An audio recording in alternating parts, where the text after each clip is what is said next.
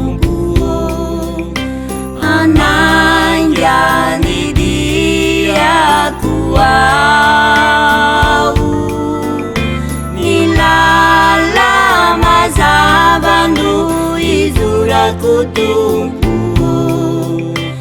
ivetiny ranako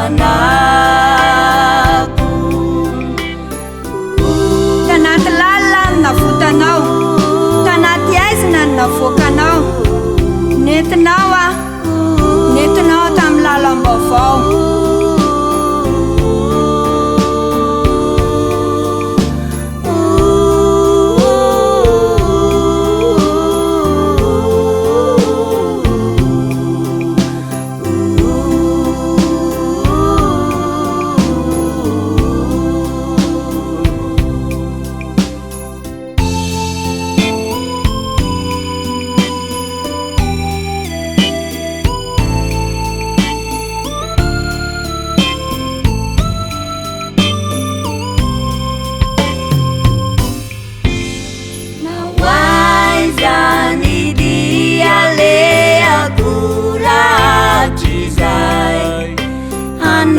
anaingyany diako ao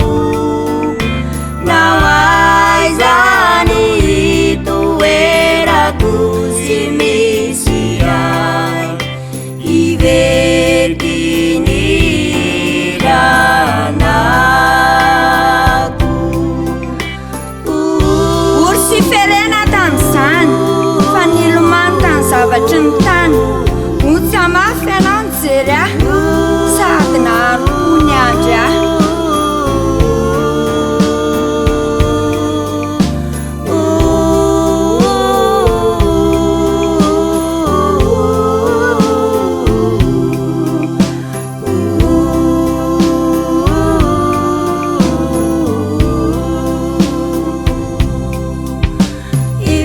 ifantatro fa usarotrany lalako fanaingyany diako ao fiakarana sady nomanasatra ivetiny ranako mitodody any tazanao niazakazaka mafy ianao ny tsena namina tamin'ny sandrinao roa ka sady ny teny hoe teny lalako izory